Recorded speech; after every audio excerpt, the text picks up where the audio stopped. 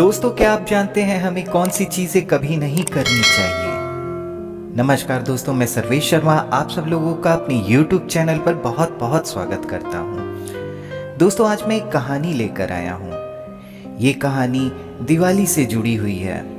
ये कहानी मेरे एक मित्र ने मुझे WhatsApp पर भेजा था। चलिए शुरुआत करते हैं।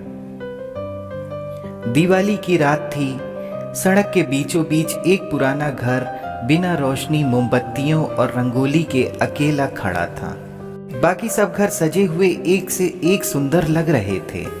एक बूढ़ी औरत उस लगभग खाली घर में एक पुरानी टूटी हुई कुर्सी पर बैठी थी।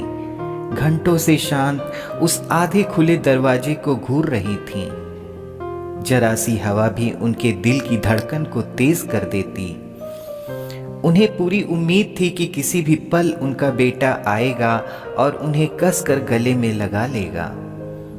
उन बुजुर्ग महिला के अलावा लक्ष्मी गणेश की मूर्ति के सामने जलता हुआ दीपक भी घर में जीवन का एकमात्र संकेत था। उनके दिवंगत पति की तस्वीर भी शांत थी। दुख की बात है कि त्योहार वाले दिन भी वह कुछ नहीं कह रहे थे। घंटों रसोई में खड़े होकर जो उन्होंने खीर बनाई थी वह सब एक कोने में चुपचाप पड़ी थी।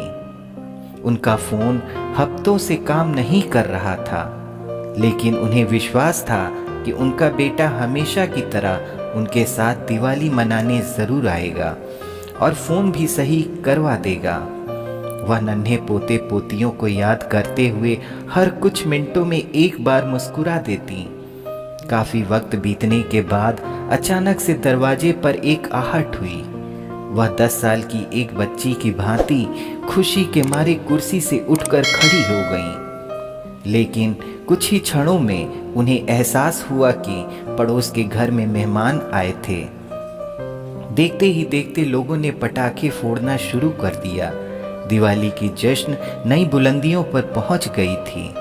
हर तरफ शोर शराबे और जश्न के बीच वह अभी भी दरवाजे को घूर रही थीं। घंटों के इंतजार और भूख ने उन्हें थका दिया। उनकी आंखें उनकी आशा का समर्थन नहीं कर रही थीं। वे बार बार बंद हो रही थीं, लेकिन वो उन्हें वापस उठा रही थीं। त्योहार की रात में मुझे सोते हुए देखकर बच्चों को कैसा लगेगा? यह बात उनके दिमाग को जगे रहने पर मजबूर कर रही थी। अंत में वे आ ही गए।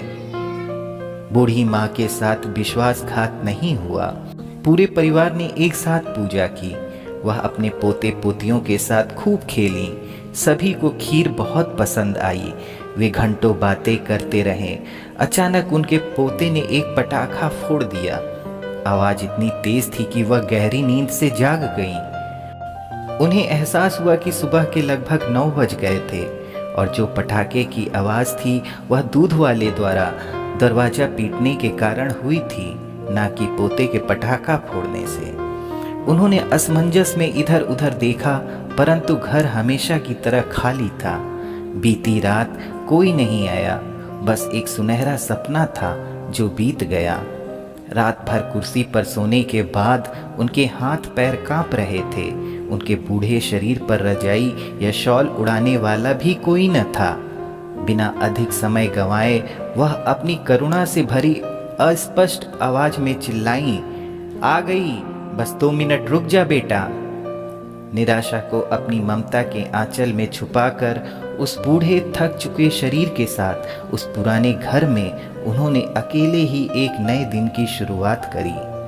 दोस्तों, ध्यान रखना कहीं वो बूढ़ी माँ आपकी ना हो। इस बदलती दुनिया की चकाचौंध में अपने माता पिता को कभी भी अकेला न पड़ने दें।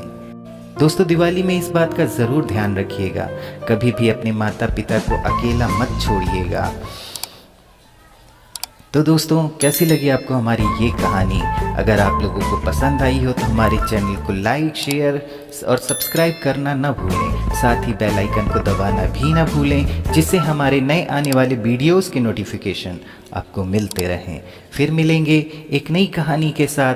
तब तक के लिए नमस्कार, आदाब, सत श्री अकाल, हैप्पी दीपावली।